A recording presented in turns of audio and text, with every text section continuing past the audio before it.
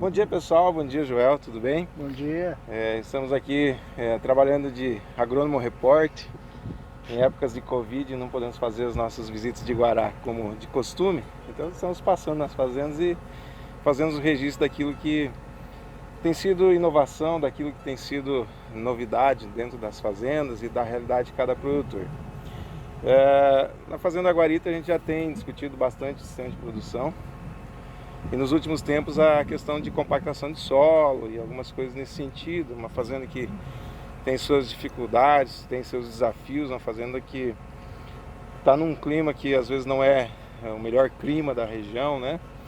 E o Joel tem sido muito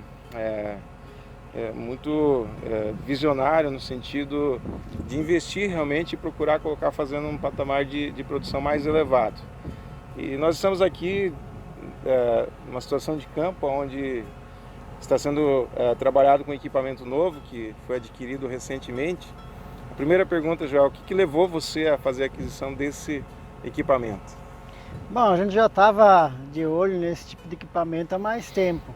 Então, até a gente fez a visita em Guiratinga, né? Então eu fiquei bastante impressionado com o resultado que o Robson teve lá.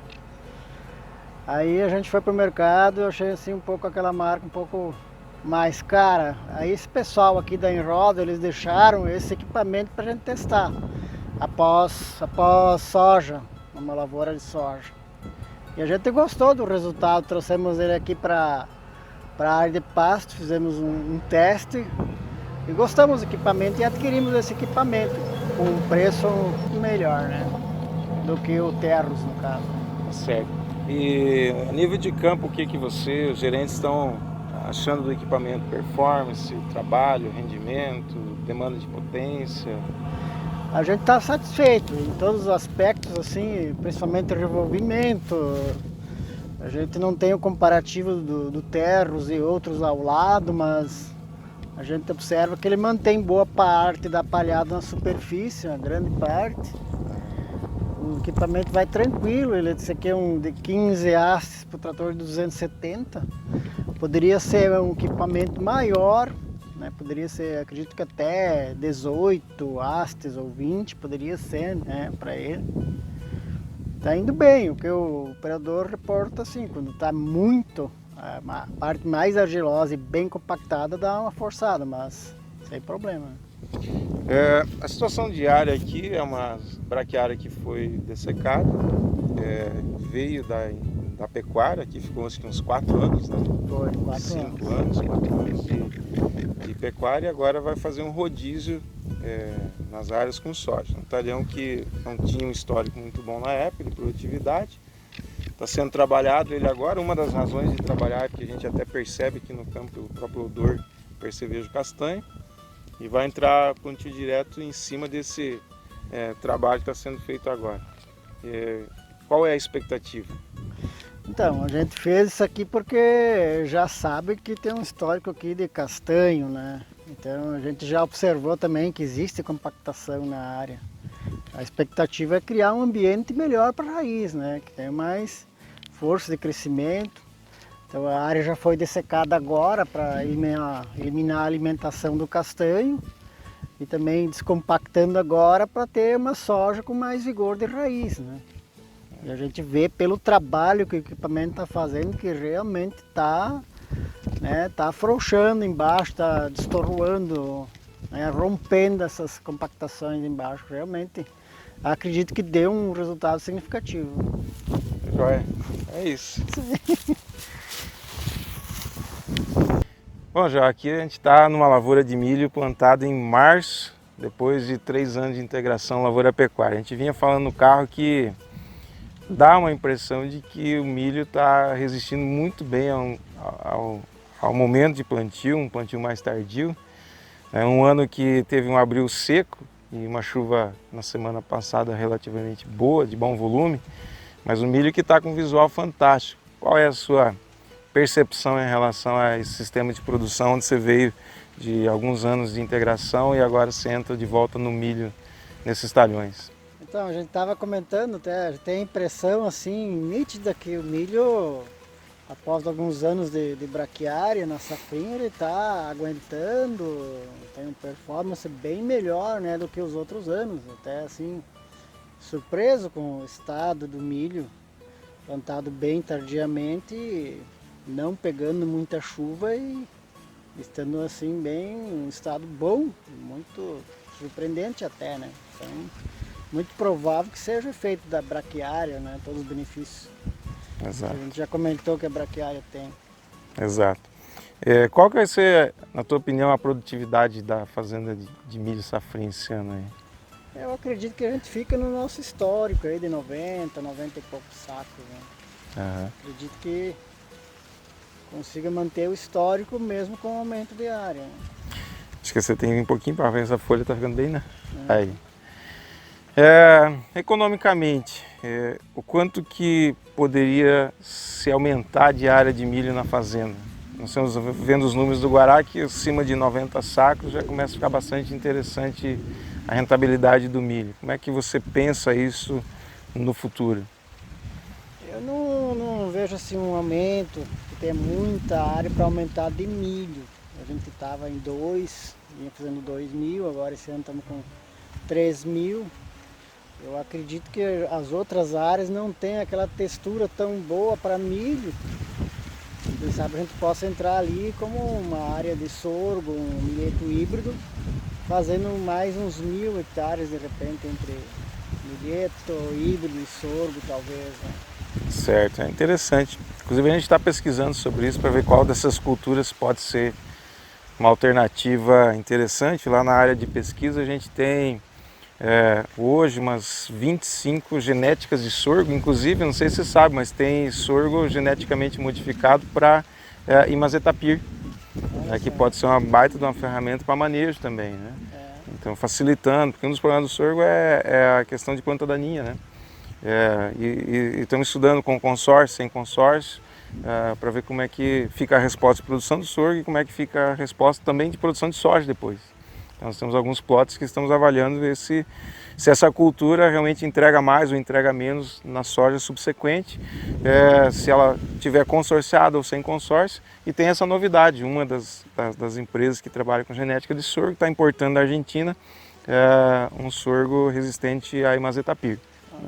Isso é uma ferramenta que pode ser bem útil no futuro, caso essa genética entregue uma boa produtividade. Curiosidade, João, você cercou os fundos, né? No fundo aqui, para quem não sabe, tem um parque ecológico, né? Cidade de Pedra, se não me engano, né? Dom Osório Stop. Dom Osório, né? E em função disso, essa questão de fauna pesava muito na fazenda, especialmente a situação do porco do mato, né? E você cercou as áreas em torno desses talhões com uma cerca bem estruturada para tentar conter essa população e evitar prejuízos nesses talhões adjacentes. Como é que está o resultado disso? Pois então, isso aí é uma coisa que a gente fez, porque a gente até começou a fazer a integração aqui porque não tinha mais como plantar milho. Porque a devastação era de 40% até 50% nesses talhões aí por causa do porco. Aí a gente fez a cerca normal do gado, contornando toda essa área aqui, desde a sede até próximo lá no fundo do posto Ladrão 63, que era para gado com 5 fios. E como esse ano, assim, o plantio ele caiu aqui, né, foi o plantio mais do cedo, e então a gente botou mais fios, né, botou nessa cerca que era 5 fios, botamos mais 4 fios. Desde baixo, desde 5 centímetros, botamos mais 4 fios. E o resultado foi muito bom. Assim, o porco, ele ainda, quando choveu e o milho começou a dar aquele odor, ele começou a fuçar por baixo do fio. Em algum lugar a gente teve que botar depois uns pedaços de pau ali, para ele não passar. E numa parte onde ele estava mais, né, tentando passar, a gente botou além disso um fio de choque. Mas só o fato de ter o fio sem o choque já reduziu aqui, pode dizer 70, 80 ou mais por cento, né, do dano do porco. Era inviável plantar, né? Que ótimo, e isso é muito importante, porque são talhões argilosos, né? São E talhões também para argilosos. fazer o rodízio com a pecuária e tudo mais, né? Então foi um investimento. O pessoal sempre pergunta, vale a pena ou não vale a pena? Eu falo, olha, uma das pessoas que fez foi o Joel, né? Então eu estou aproveitando aqui e perguntando. É certeza, vale a pena, né? Vale a pena, paga no ano. Paga no ano. Eu gastei aqui, fiz um orçamento, gastei, era R$ 45 mil para fazer isso daí. Uhum. E a perda aí é bem, muito superior. É muito superior mesmo. Muito superior. É 45 mil reais para proteger aí uns 800 hectares de lavoura, né? Somando todos os talhões de entorno. Então você faz uma conta aí de 10 sacos por hectare de milho na média de tudo isso, né? Se fosse só 10, né? Já seria extremamente viável. Então, vale a pena, pode fazer que vamos cercar o porco. vamos cercar o porco. Integração lavoura-pecuária, João. Na reunião de 2019 em Grupo Guará, né, havia uma incógnita, uma interrogação a respeito de resultado e também saber se valia a pena continuar os investimentos, né? Hoje a gente vê a fazenda já num outro degrau em relação à pecuária. Qual foi a chave que levou para essa tomada de decisão? Eu acredito que principalmente o conjunto de resultados, né? Tanto financeiro, quando entra a renda da pecuária, como o próprio benefício que dá para a agricultura.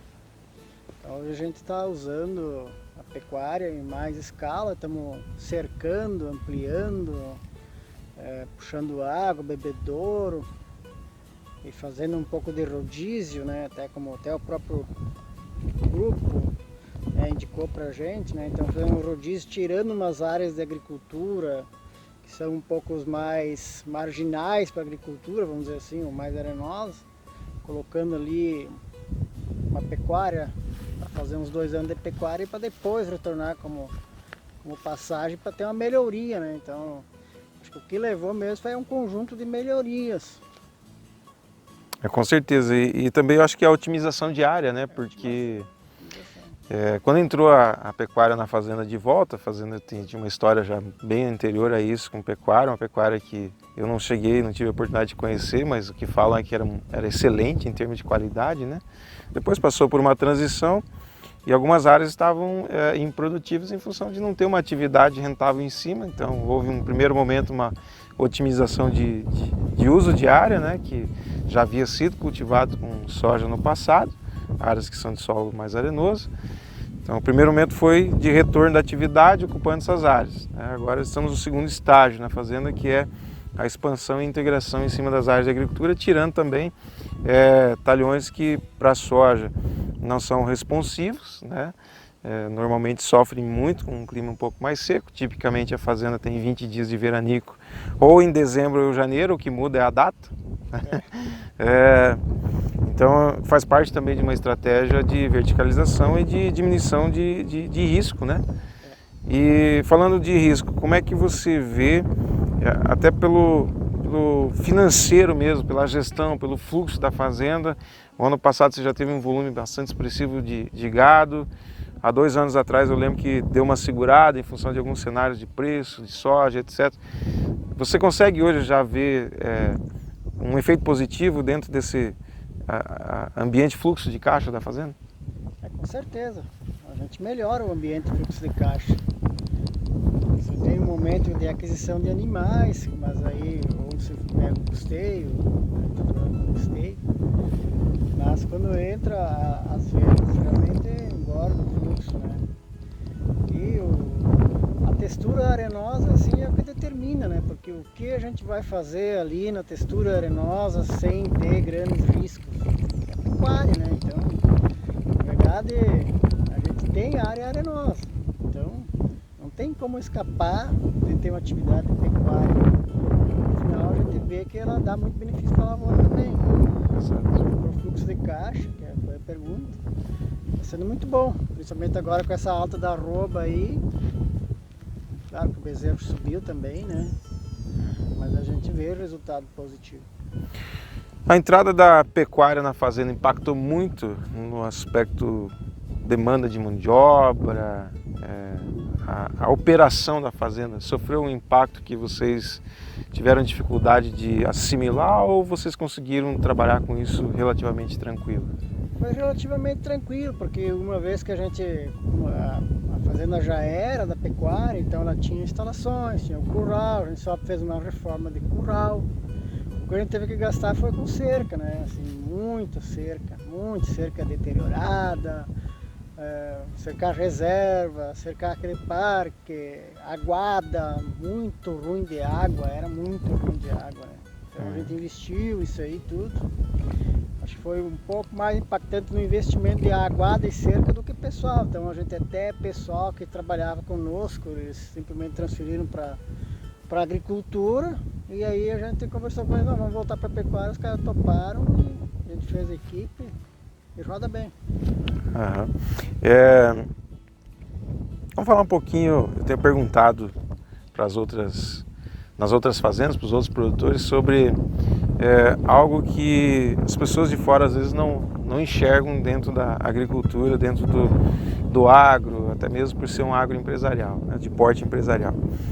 Não que um pequeno produtor não seja um empresário, mas estamos falando de porte, né? Quantas pessoas você emprega na fazenda, em média, ao longo do ciclo? Eu acho que dá para dizer assim, que registrado no nosso nome, na nossa razão social, você pode botar ali de 55, né? Com algumas variações, para cima e para baixo. Aí você tem outros, né? Tem terceirizados, tem bastante serviços terceirizados, tem de colheita, né?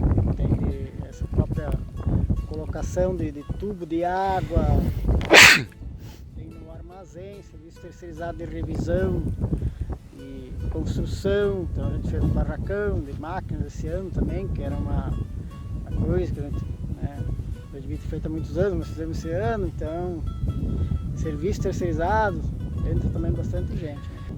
Até por falar em serviço terceirizado, a gente vê, depois olhando na gestão, o pessoal do Guará vai perceber, né? Realmente a fazenda tem uma contratação, até por estar próximo da cidade, bastante serviço terceirizado e ao mesmo tempo tem uma oficina mecânica interna, né?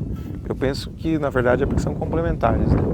São complementares, né? A gente tem uma oficina, tem uma estrutura ali, tem um computador, tem um xarife, também você faz serviço de office boy, tem um mecânico e um ajudante mecânico.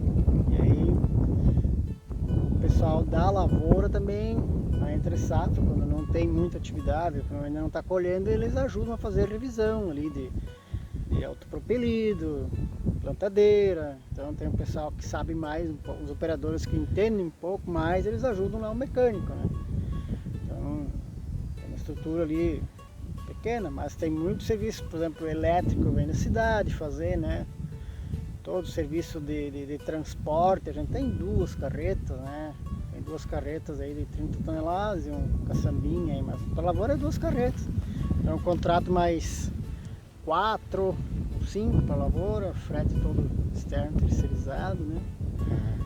Então na oficina, para não ter o terceirizado, eu teria que ter mais gente, né? Tem que entender de elétrica e tal.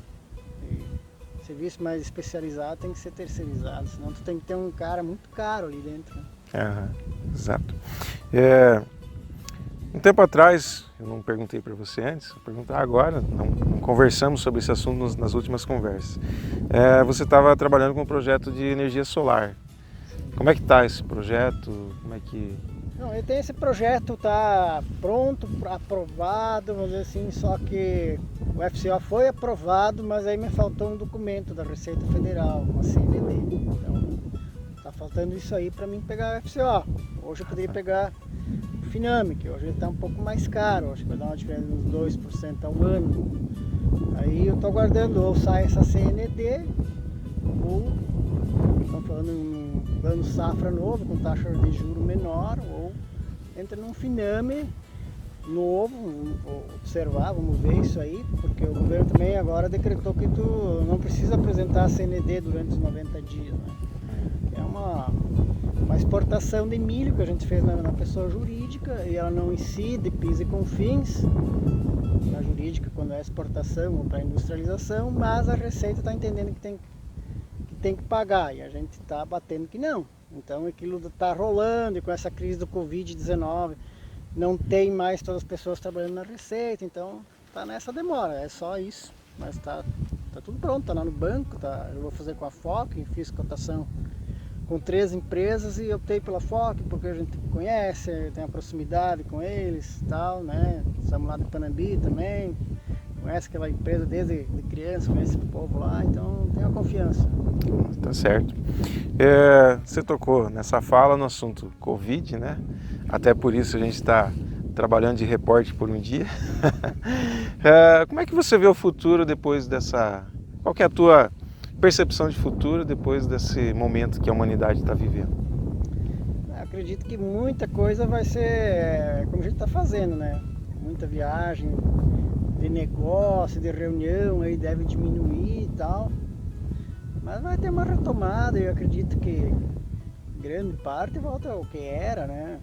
Tem muito que quebrar a sequência, né, que vinha sendo feita, mas até a gente ouve falar que realmente as empresas estão começando a aprender a lidar com tudo isso aí, vai começar a economizar em viagens, em reuniões, vão fazer videoconferência, tudo essa parte deve crescer bastante, né?